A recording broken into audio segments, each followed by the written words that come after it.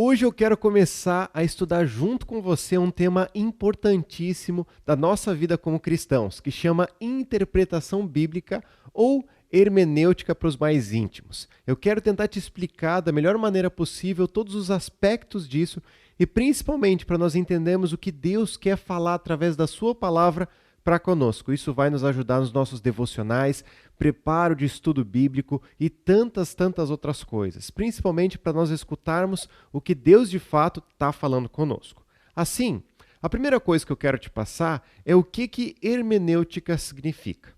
Baseando nisso, a gente já vai conseguir caminhar muito nesse momento. Muitos dizem que ela tem um sentido do grego, da mitologia grega, porque Hermes era um dos filhos do próprio Zeus e ele era encarregado de ser o mensageiro dos deuses para com os homens ou entre os deuses também. Então, sendo Hermes esse mensageiro, provavelmente esse termo foi cunhado também, ou pelo menos interpretado nesse sentido. Essa palavra, ela significa explicar, interpretar, traduzir. E talvez o uso principal que a gente vai fazer dela é a interpretação, no nosso caso, bíblica. Se você escreve uma carta e você envia para uma outra pessoa e essa carta talvez é extraviada, talvez outra pessoa leia aquilo e não entenda nada, porque não conhece o seu nome, não conhece a sua cidade, não conhece os motivos pelos quais você escreveu a carta, então isso vai atrapalhar profundamente a sua interpretação. Por isso, quando nós olhamos para a palavra de Deus, nós precisamos olhar todos os pontos para poder interpretá-la de maneira correta. Vamos então para a primeira questão sobre esse tema de interpretação bíblica, que é um problema que nós temos ao nosso redor. Esse problema se chama exegese. Exegese é a ideia quando eu pego um pensamento meu, talvez moderno, alguma ideia minha, e eu tento inserir uma interpretação do Samuel dentro daquele texto, ou dentro daquela proposta que está ali inserida no momento bíblico. Assim, podem acontecer coisas muito complicadas. Eu quero apresentar para vocês 3 exemplos apenas para você perceber como a má interpretação, ou talvez a interpretação incompleta, pode nos gerar grandes complicações depois. Primeiro exemplo disso está lá em Mateus, capítulo 16, verso 18. O catolicismo romano, ele lê esse texto de uma maneira diferente que nós, como cristãos, como batistas, nós lemos. Olha o que diz esse texto então. Verso 18. E eu digo a você que é Pedro, e sobre esta pedra edificarei a minha igreja, e as portas do Hade não poderão vencê-la. Eu darei a você as chaves do reino dos céus. E o que você ligar na terra terá sido ligado nos céus, e o que você desligar na terra terá sido desligado nos céus. Ou seja, o que talvez o catolicismo romano ao longo dos séculos foi estabelecendo? Pedro, então, ele é alguém, uma figura única. Esse é a pedra, de fato, que a igreja está sendo instituída.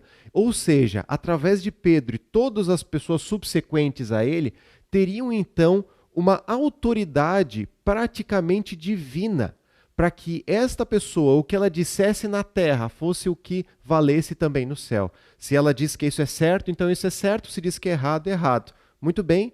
Vemos aqui a formação do papado, como até hoje é estabelecido. Mas a grande verdade, quando a gente vê num contexto mais amplo, Jesus estava falando de todo esse texto com base numa afirmação que Pedro fez sobre Jesus. Tu és o Cristo, Filho de Deus vivo. E a partir disso, Cristo trouxe todo esse texto. E nós vemos realmente esse significado a partir de quem Jesus é, a pedra angular da igreja.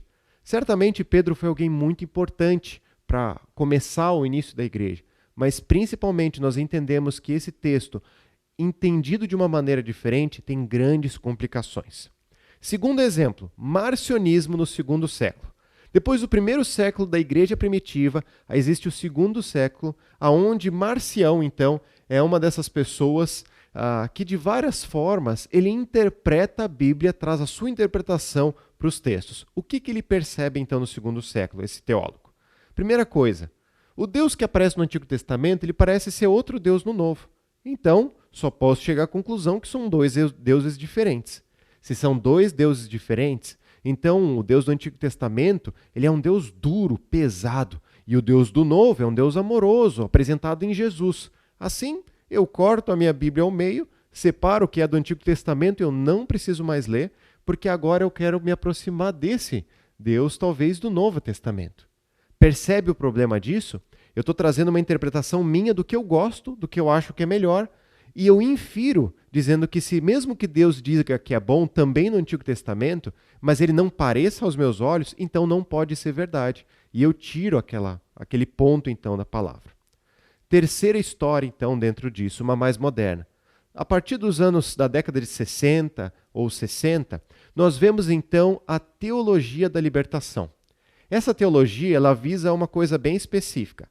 Afirmar que todos os evangelhos, eles estão se referindo, eles estão sendo embasados para cuidar dos oprimidos, das classes sociais ou também das pessoas que são oprimidas. E essa teologia, ela foi se ampliando de tal forma que hoje você vê bíblias feministas, bíblia talvez do negro, bíblia de várias outras etnias ou de várias questões dizendo é assim que nós precisamos ler a Bíblia, porque essas são as circunstâncias que com certeza Jesus disse. Sim, Jesus falou sobre as mulheres, sim, falou sobre os oprimidos, sim, falou sobre vários tipos de pessoas, mas não exclusivamente. Ele falou sobre vários aspectos e nós precisamos ler a Bíblia como ela é. É assim que a Bíblia vai transformar o nosso coração, quando nós entendemos o que ela nos diz e não o que nós queremos que ela diga. Assim, a grande pergunta que fica dentro disso é: qual que é a interpretação correta? Se nós vemos, dentre essas situações, já pelo menos 3 teorias ou 3 teologias que foram sendo criadas e que uma não complementa a outra. E hoje em dia tem cada vez mais. Como a gente interpreta qual que é a versão verdadeira?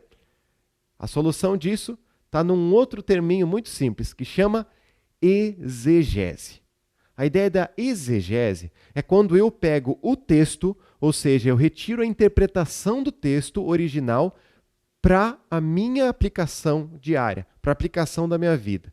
Eu não tento inferir sentidos meus ou pensamentos do que eu acho que é bom ou não é, mas eu tento pegar o máximo do original do texto para entender o que ele tem a falar comigo. Vão ter textos que nós vamos amar e vamos falar, puxa, como é fácil viver isso. Vão ter textos difíceis em que eu preciso de uma interpretação mais longa. Mas tudo isso faz parte da boa prática da hermenêutica. Assim, 2 exemplos bem simples dentro dessa exegese que vão nos ajudar.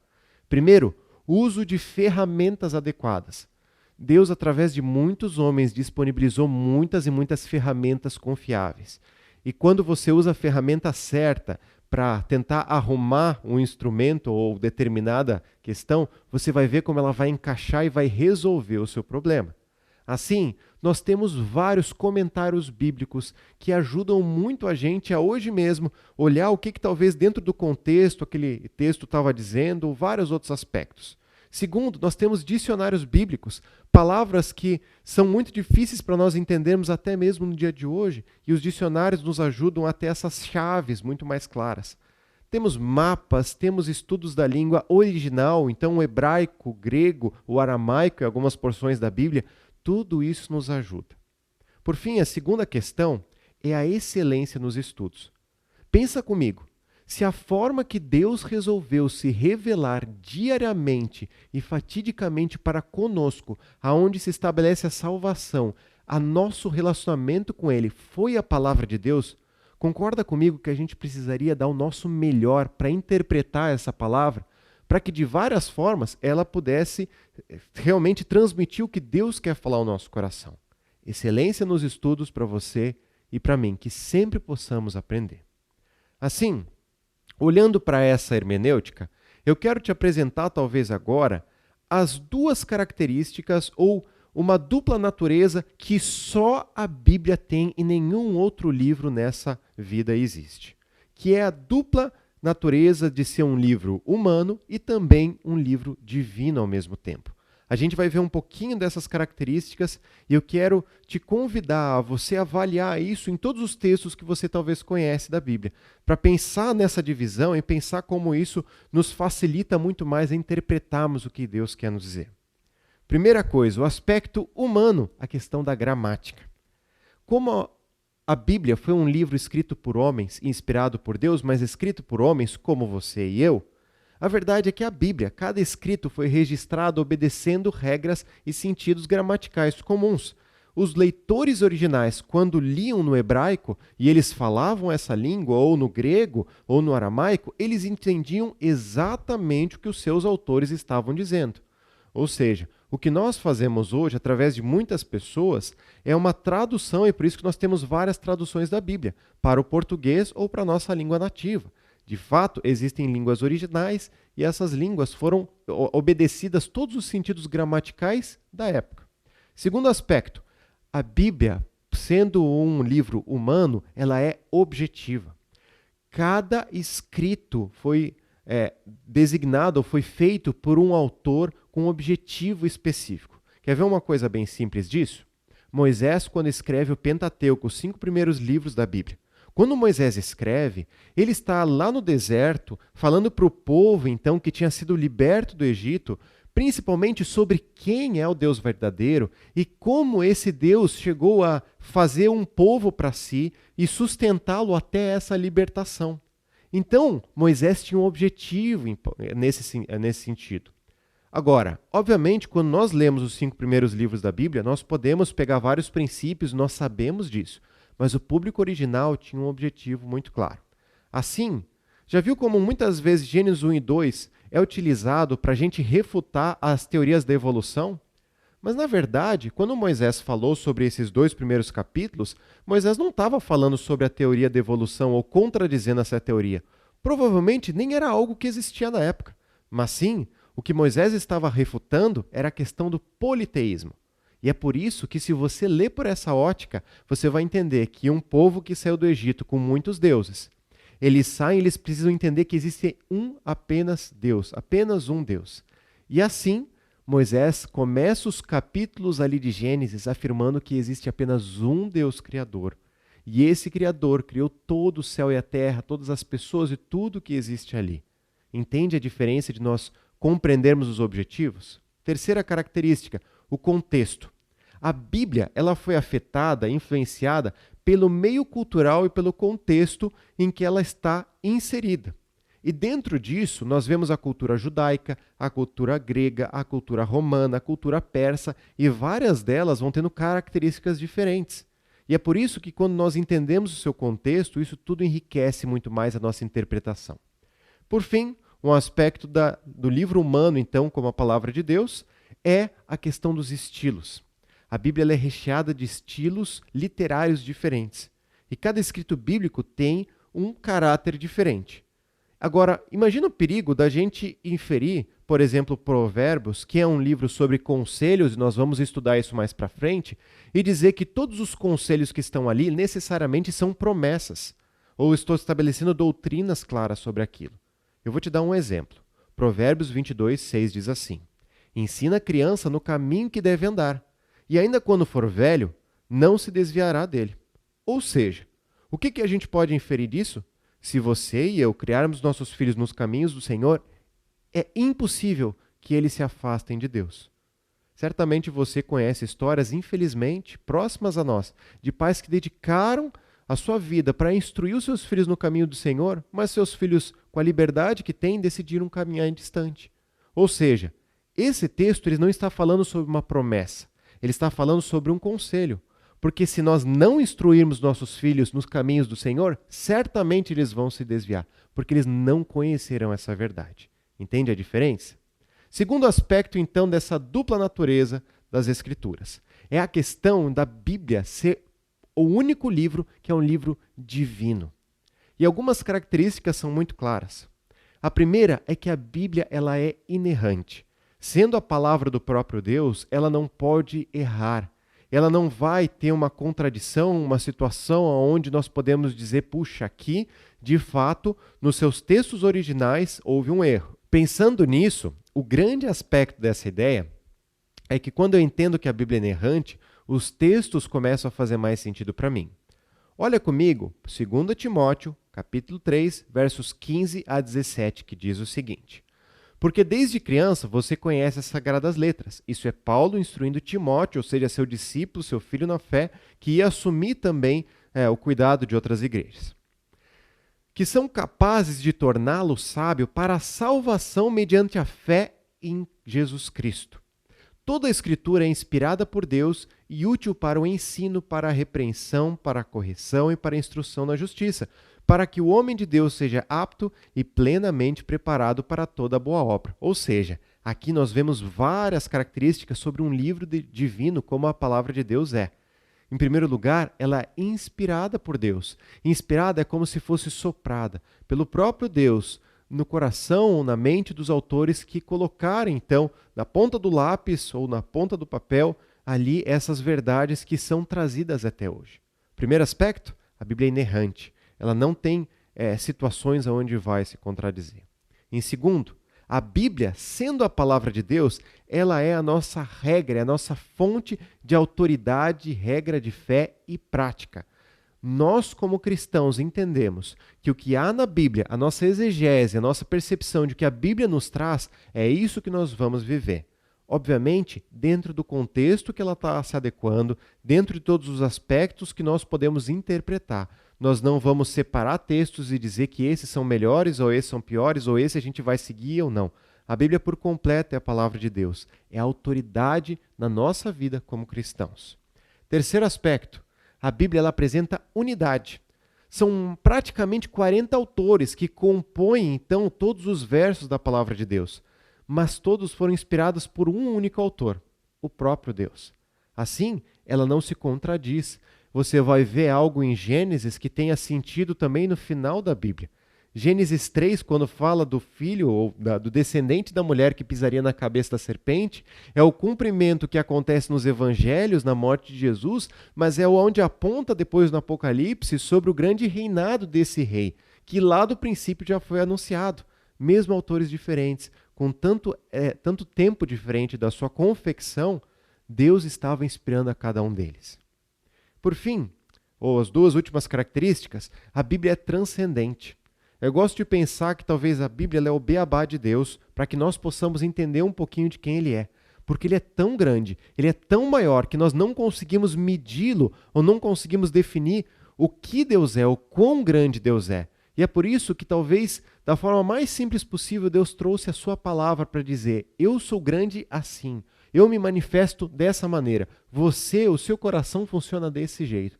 E mesmo assim, se você vê cada vez mais os comentários bíblicos que nós temos, você vai ver como autores a cada dia têm estudado, têm se aprofundado para tentar interpretar da melhor maneira possível cada um dos textos. Porque existem muitos textos difíceis. Por exemplo, muitos textos que falam sobre profecias, que nós não sabemos exatamente como acontecerão. Temos indícios, temos percepções. Muitos textos complicados, aonde, pela graça de Deus, nada doutrinário salvífico, ou seja, nada necessário para a nossa salvação, mas muitos pontos aonde tem divergências de pessoas que amam a Deus e têm estudado profundamente, porque são textos complicados. Por quê? Porque nós não conseguimos colocar Deus numa caixinha dizendo eu entendo Ele plenamente. Agora, o que nós fazemos é, através de tudo que Ele nos confiou, da sua palavra, nós sermos responsáveis para interpretarmos da melhor maneira possível. Por fim, a Bíblia, sendo um livro divino, ela é definitiva. Nem você nem eu podemos adicionar ou tirar nenhuma porção da palavra de Deus. Sabe o que diz Apocalipse capítulo 22, verso 18? Declara a todos que ouvem as palavras da profecia deste livro.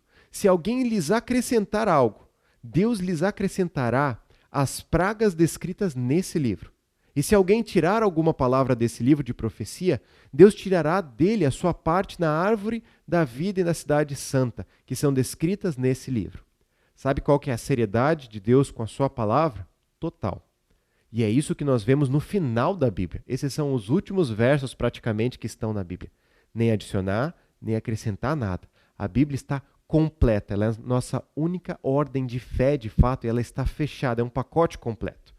Pensando nessas duas naturezas, a gente vai conseguir entender um pouquinho mais desse aspecto da hermenêutica, através de duas características também.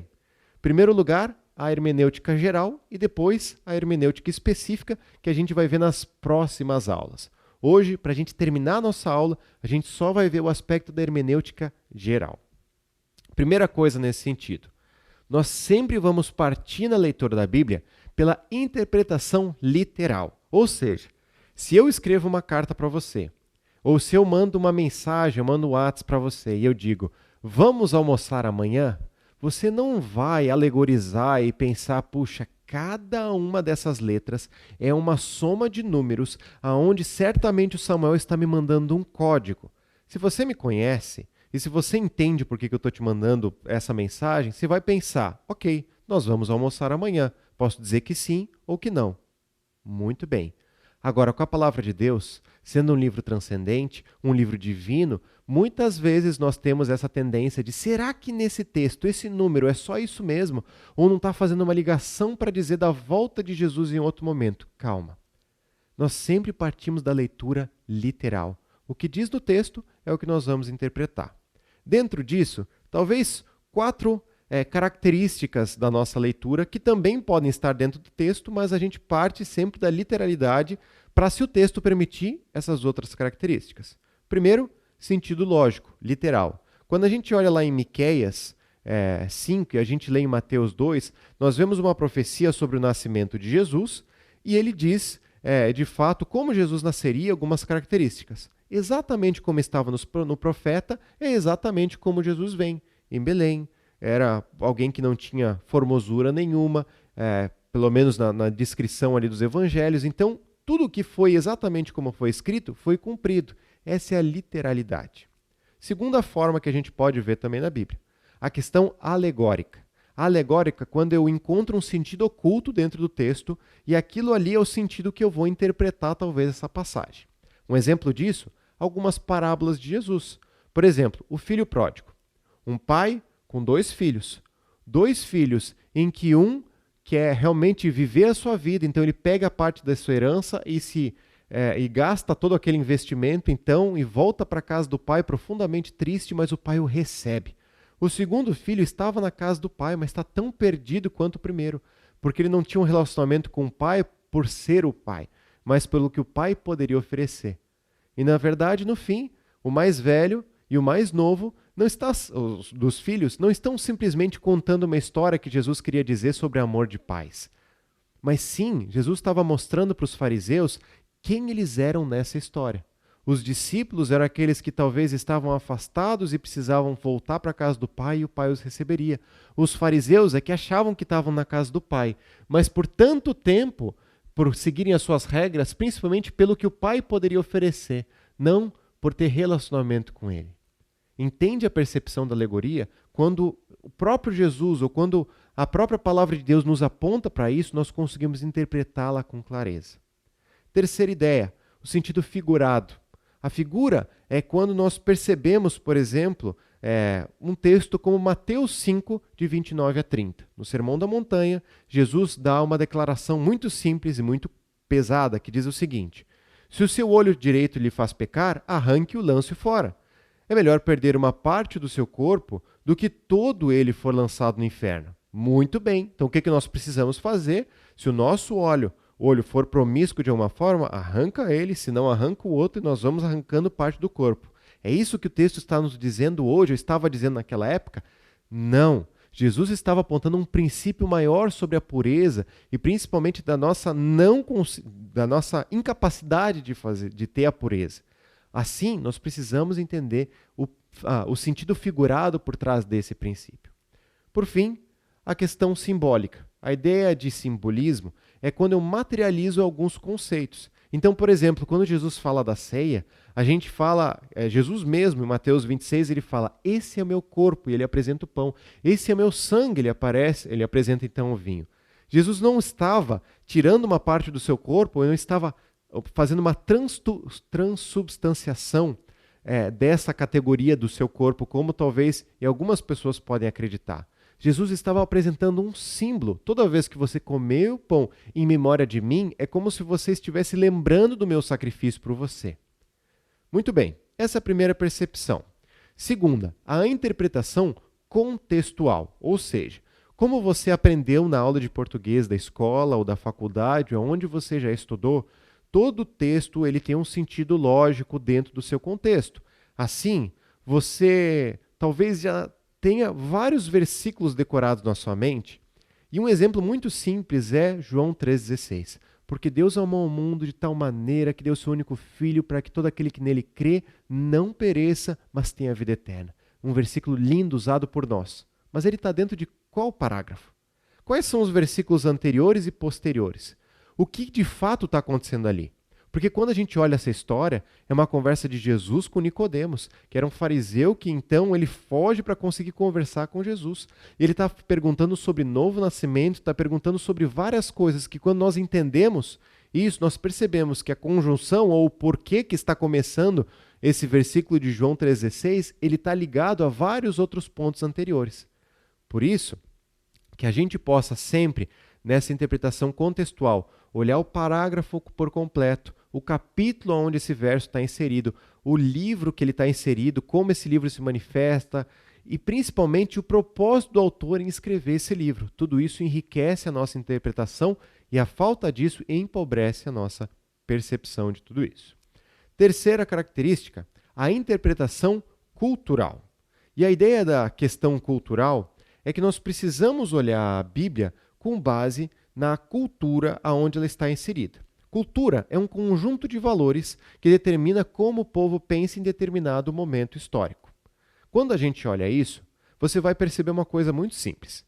Se você procurar na internet uma carta de uma pessoa para outra, ou um documento redigido em Porto Alegre, em 1900, e você tentar compreender o português, você vai ver como várias palavras parecem que estão escritas erradas, porque a grafia era completamente diferente daquela época para hoje. E nós estamos falando do mesmo lugar, no mesmo ambiente, das mesmas circunstâncias. Vai ter características daquela carta ou daquele documento que não tem nada a ver com a tecnologia que nós vivemos hoje, não tem nada a ver com o que nós conhecemos hoje. E é por isso que a cultura é indispensável para nós entendermos o que a palavra de Deus tem a nos dizer. Assim, vários aspectos. Aspecto da história sobre aquele texto, aspectos da política sobre o que aquele momento estavam vivendo, aspectos da religião, da economia, da agricultura, sociais, vida doméstica, enfim, tantas e tantas outras coisas que enriquecem o texto para nós. Segundo aspecto, a normatividade. Existem textos muito claros que nos mostram uma norma, ou seja, algo absoluto que eu preciso obedecer. Por exemplo, Mateus 5, aonde Jesus começa o Sermão do Monte, ele fala sobre as bem-aventuranças, ele fala sobre coisas que nós devemos e não devemos fazer. Ele está falando para os seus discípulos, dos quais nós nos enquadramos, e de forma muito clara, nós podemos e devemos aplicar aquele texto para a nossa vida, entendendo a cultura da qual Jesus estava citando e os princípios por trás. Muito bem.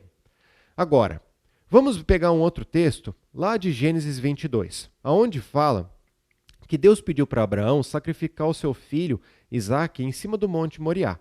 Então, obviamente, nós, você e eu, precisamos levar os nossos filhos então para cima do monte, certo? Não, porque esse texto foi escrito e foi falado de Deus para Abraão e apenas Abraão, no momento determinado. Não é uma promessa para você e para mim, mas com certeza nós podemos pegar princípios dentro disso.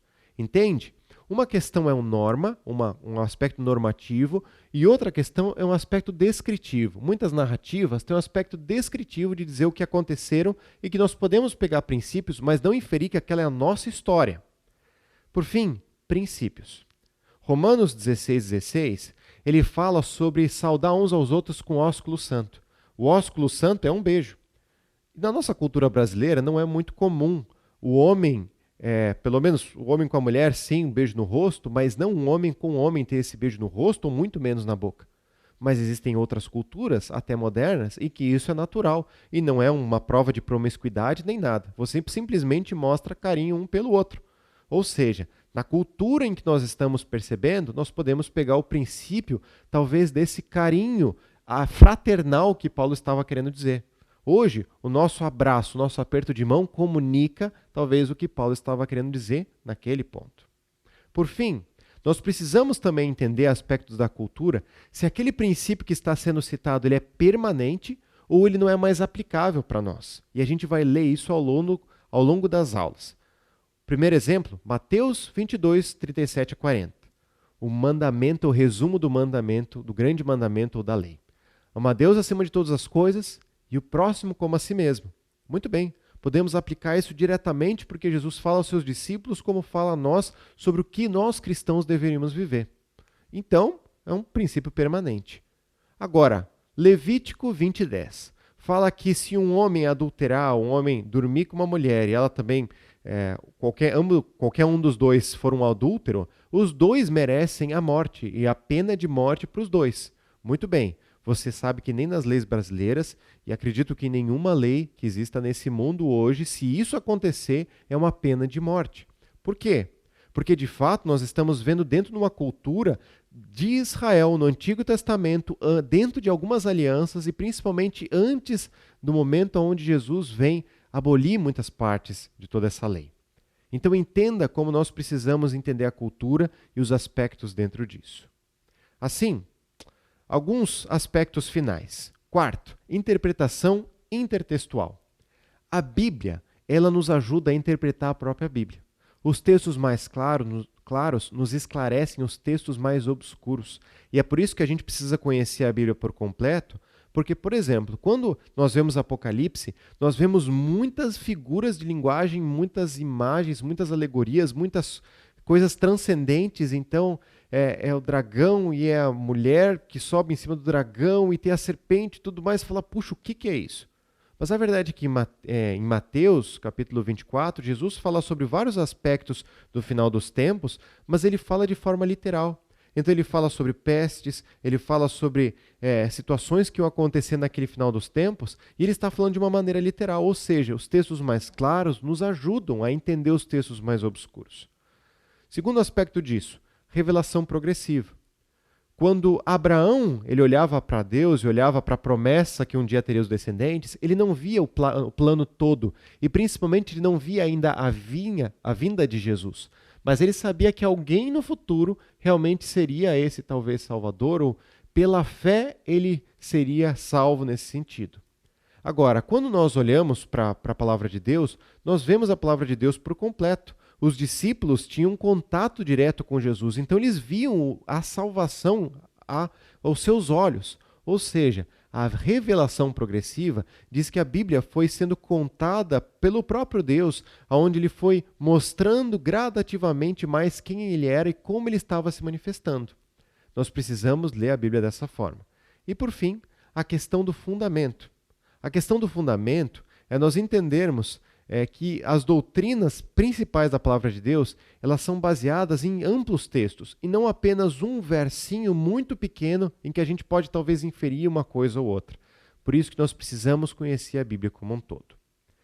Quinto e penúltimo aspecto da hermenêutica geral é a interpretação gramatical, ou seja, quando você estuda o português, você sabe que existem vários vocábulos, várias análises sintáticas e tudo isso que talvez não é o que você mais se diverte. Mas calma, nós temos várias ferramentas para nos ajudar nisso.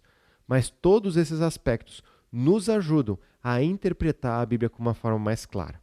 É como se a gente aprendesse a ver a Bíblia de ângulos diferentes. E quanto mais eu entendo o que a Bíblia está me dizendo, mais eu vou conseguir aplicar isso para o meu coração. Por fim, um último aspecto dentro da hermenêutica geral são as figuras de linguagem, onde a gente vai ver um pouco delas ao longo das outras aulas, mas eu quero dar só um esboço para você. Primeira figura de linguagem, a símile. A símile ela é uma comparação. É quando eu falo, e na palavra de Deus tem vários exemplos disso, mas fala, você é como o sol da primavera que ilumina todos. Eu estou fazendo uma comparação utilizando a partícula como. Agora, existe uma metáfora. A metáfora é eu talvez eximir esse como e dizer você é o sol da primavera. Eu não digo que você é como, você é literalmente isso. Entende que no nosso português eu sei o que você está querendo dizer e você sabe o que eu estou querendo dizer, porque nós usamos figuras de linguagem o tempo todo. Por isso, quando nós lemos a palavra de Deus, nós precisamos entender que ela também possui figuras de linguagem que nos enriquecem o texto de várias maneiras. Personificação. A Bíblia fala que Deus é espírito, ou seja, Deus não tem um corpo. A personificação de Deus é o próprio Cristo. Ou seja, em vários salmos nós vemos as mãos de Deus, os olhos de Deus estão em todo lugar. Mas espera aí, Deus não é espírito? Então como é que tem olho, como é que tem mão? Esse é o aspecto da personificação. É quando eu atribuo uma característica humana à própria divindade de Deus. Quarto aspecto, antropomorfismo. É quando eu digo para um objeto inanimado que ele se comporta como uma pessoa ou como um ser animado. Exemplo disso, nós vemos nos evangelhos, por exemplo, um momento onde o texto relata que o barco ameaçava bater contra as rochas. E você pensa, que barco maldoso, ele está indo atrás das pedras. Na verdade, obviamente a gente entende que não é um barco que está indo, mas a tempestade está levando aquele barco até as pedras. Entende essa figura de linguagem como ela pode ser aplicada? A questão do eufemismo. Eufemismo é quando eu diminuo uma coisa para ser um pouco mais suave. Um exemplo muito bonito disso, Gênesis 29, 17. Fala então das duas irmãs e fala da paixão de Jacó então por Raquel. E aí quando esse texto fala, ele diz que Lia tinha os olhos meigos, mas Raquel era verdadeiramente bonita. Você entende muito bem como eu que na verdade Lia talvez a coisa que mais lhe caracterizava não era a beleza. E seus olhos meigos, para alguns comentários, talvez era até o estrabismo. Ou talvez, de fato, o brilho no olhar dela era mais bonito, mas não tinha nada demais. O aspecto do eufemismo, quando nós entendemos, isso fica tudo enriquece muito mais a nossa percepção. A hipérbole. Hipérbole é um exagero, é o contrário do eufemismo. E, por exemplo, você lê em Jonas, você vê esse profeta e no capítulo 4, Jonas prega então aos ninivitas e eles se convertem, então ele chega num alto monte, ele chega num lugar e ele começa a chorar e começa a dizer, Deus, me mata, acaba com a minha vida, porque eu não quero mais viver, porque essas pessoas foram perdoadas. E você pensa, gente, que cara exagerado. Mas você e eu usamos hipérbole todos os dias. Naquele calor de 40 graus de Porto Alegre, você sabe que você vai olhar para fora e falar, meu Deus, se eu ficar mais 5 minutos nesse sol, eu vou morrer. Você sabe que isso não vai acontecer. Mas isso enriquece a sua pronúncia ou a sua fala e eu entendo que realmente está uma situação muito drástica. Percebe? Dois últimos aspectos. A ironia. A ironia a gente pode ver lá em 1 Reis, capítulo 18, verso 27. Quando, por exemplo, Elias vai ter um contato com os profetas de Baal e Elias está fazendo uma contraposição aos profetas de Baal e fazendo essa disputa de quem conseguiria, através do seu Deus, colocar fogo no altar. Os profetas de Baal tentam de tudo e não cai fogo sobre o altar. Então, no texto, o que vai falando é, Elias então fala com eles o seguinte, gente, fala mais alto, talvez Baal estava no banheiro, ele não escutou. Quando você entende que isso é uma ironia, ou seja, nós brasileiros usamos muito da ironia e nós sabemos muito bem como ela funciona. A gente entende como isso enriquece a nossa percepção de que, de fato, Elias estava zombando daquelas pessoas. E não era uma questão realmente de, puxa, será que Elias está preocupado com Baal que não está aparecendo? Não, é uma zombaria muito clara. Por fim, o provérbio. Provérbio é um conselho dos quais nós vimos e a gente vai vendo vários conselhos hoje em dia. Nós temos vários conselhos brasileiros ou várias citações que nós temos hoje em dia do nosso dito popular que diz, ok, quando eu sigo isso, sei que eu vou me dar bem na vida. Provérbios apresenta muito desses aspectos. Muito bem, terminamos de ver a hermenêutica geral.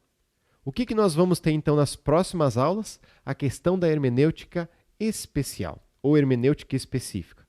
A hermenêutica especial, ela prevê todos os diferentes gêneros literários que a gente vê na palavra de Deus. Então a gente vai ver a narrativa, a lei na segunda aula, vai ver as parábolas e as epístolas, ou seja, as cartas, na quarta aula, na terceira aula, livros de sabedoria, poesia hebraica, e na última, por fim, as profecias. E com certeza temos muitos assuntos para falar sobre tudo isso. Por isso, te convido a assistir a nossa próxima aula e participar junto comigo desse estudo tão profundo da Palavra de Deus. Muito obrigado, gente!